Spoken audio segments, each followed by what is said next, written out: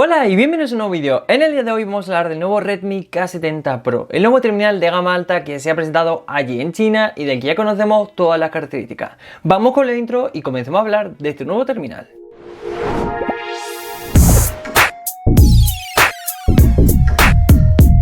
Bien, así es, ayer era el día elegido por Redmi para presentar su nuevo Redmi K70, K70e, que sería como una versión Lite, y el K70 Pro del que hoy vamos a hablar. Tres terminales muy interesantes por sus elecciones, por sus características y sus especificaciones, pero hoy, como digo, nos vamos a centrar en la versión Pro porque es un terminal muy interesante. Todo hay que decir que de momento se han presentado allí en China, no sabemos cuándo llegarán, probablemente muy pronto, evidentemente, pero sobre todo cómo llegarán, porque como sabéis, evidentemente no van a llegar como Redmi K70 Pro normal y versión E, sino que llegará uno como un Poco, otro como un Xiaomi, otro como vete tú a saber, ¿no? Siempre tenéis que tener en cuenta que se renombran a los mercados globales de otra forma a los que están en China. Pero bien, sin más dilación, comencemos a hablar de este terminal. Bien, como siempre comenzamos hablando del diseño, que en este caso es un diseño bastante raro, por así decirlo, o diferente, ¿no? Contamos con una parte trasera muy cuadrada. Bueno, tanto parte trasera como parte delantera es todo un terminal que es muy cuadrado, todo mucha línea, poco redondo, al final parece que sea muy rectangular y es la sensación al menos que nos da por la forma y el diseño que tiene este terminal. Si nos vamos, como digo, a su parte trasera, tenemos un gran cuadrilátero que abarca todo su apartado fotográfico, en este caso una triple, aunque parezca que sea cuádruple, triple configuración de cámaras que luego hablaremos más adelante. Por la parte trasera tenemos tres colores, un negro, un blanco y una especie de verde que se está poniendo muy de moda, que lo vamos a ver próximamente en el OnePlus 12 y que lo vemos en este caso en este Redmi K70 Pro. Si damos la vuelta al terminal, en su pantalla no curvada, totalmente recta, muy recta, tenemos una pantalla sin casi marco y una cámara selfie perforada, centrada y arriba de la pantalla.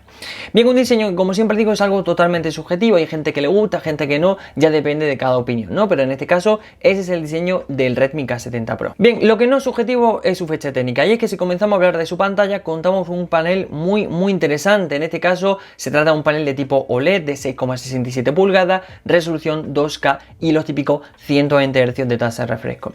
Bien, cuatro características muy interesantes porque, primero de todo, tenemos un tamaño muy habitual, 6,67, es el más estándar posible que hay dentro de la gama alta para una versión Pro. En este caso siempre es o 6,67 o 6,8 o 6,7. Son esas tres medidas que realmente cambian muy poco de una a otra, pero que son los estándares que ha hecho ahora mismo la industria de tamaño en cuanto a terminales siempre de versiones Pro, ¿no?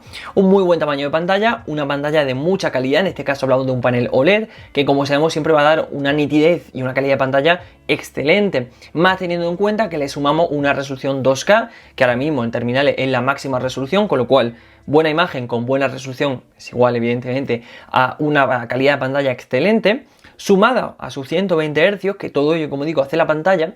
Pero ya no solo todo eso, ¿vale? Sino que tenemos dos características muy interesantes, y es primero que tiene una pantalla con muchísima densidad de píxeles, mucho más superior al resto de terminales, con lo cual eso nos va a permitir, entre comillas, mejorar aún más la calidad si es que es posible. Y también, por otro lado, algo a destacar mucho y que últimamente se está destacando mucho es su pico brillo de máximo, que en este caso es de 4000 nits. 4000 nits es el pico máximo, no el pico habitual, es decir, no es que si yo subo el brillo al máximo utilizando el terminal voy a tener, no, sino que en un punto que sea necesario el brillo máximo, por ejemplo, pues a la plena luz del día que nos da directamente el sol, etcétera, ahí es cuando probablemente alcancemos el brillo máximo. Y en ese caso tendremos 4000 nits, lo cual es totalmente increíble. Ya os comento que normalmente se suele estar entre 3000, 2500, 3500 los mejores, pero es que en este caso tenemos 4000 nits. Como digo, la calidad de pantalla es espectacular, ya no solo como recalcado mucho por su brillo, sino por su tipo de panel, su resolución, su tamaño y también su tasa de refresco. Todo eso hace una calidad de pantalla evidentemente de gama alta. Lo que también hace de gama alta es su procesador, y es que en este caso Xiaomi o Redmi ha decidido integrar su nuevo Qualcomm Snapdragon 8 Gen 3. Un procesador que nos está dando cosas buenas y cosas malas. Cosas buenas es que es muy potente, es un procesador el máximo, el más gama alta actualmente, uno de los procesadores móviles más potentes actualmente también, y todo ello evidentemente en un gama alta siempre bueno, mucha potencia, mucha eficiencia, mucha fluidez, es todo muy bueno.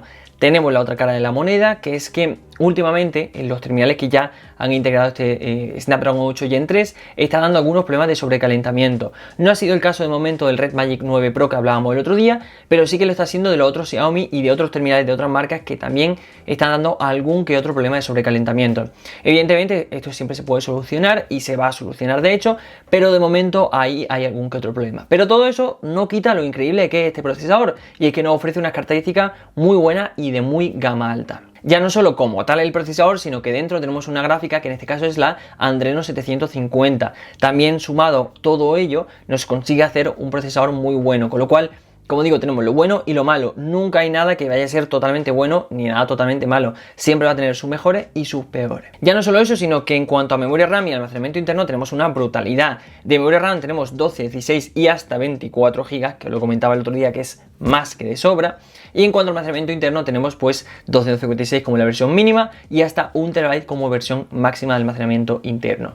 Como veis podemos elegir si 16 y 512, si 12 y 256 como la versión más baja o 24 y 1 TB como la versión máxima. Evidentemente esto viene muy bien, pero como veis tenemos 24 GB de RAM como versión máxima, que bueno, es una brutalidad y creo que de momento no es necesario, pero oye, si lo queremos, ahí lo tenemos. Bien, en cuanto al apartado fotográfico, puede que este Redmi K70 Pro no tenga el diseño más atractivo precisamente, aunque hemos visto últimamente otros terminales que en cuanto a diseño pues no es lo más bonito, pero bueno, en su parte trasera tenemos una triple, aunque parezca cuádruple configuración de cámara.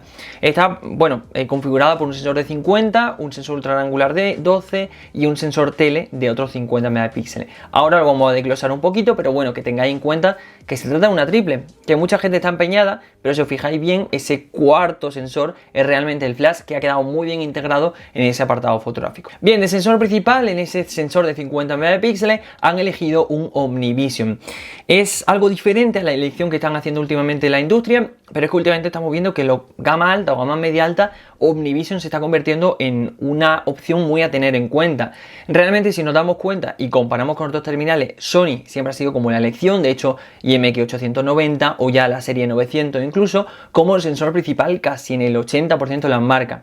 Pero otras marcas están diciéndose por esto OmniVision, porque te ofrece una calidad, en este caso como el sensor principal, muy buena, muy nítida y muy de gama alta, con lo cual como elección de sensor principal es bastante buena a priori. Bien, subiendo los 50 megapíxeles bajamos hacia los 12 megapíxeles del ultra gran angular, que en este caso también es un sensor bastante interesante. De hecho, siempre os comento mucho que no fijéis, tiene 50, tiene 12 tal, realmente eso es algo bastante poco a tener en cuenta por el tema de que los megapíxeles no van a definir demasiado la calidad, sino en este caso nos lo va a definir el tipo de sensor, y en este caso es un sensor muy interesante y muy bueno para, en este caso, un ultra gran angular, evidentemente. Bien, y bajando los 12 megapíxeles de ultra gran angular, subimos de nuevo a los 50 del sensor telefoto.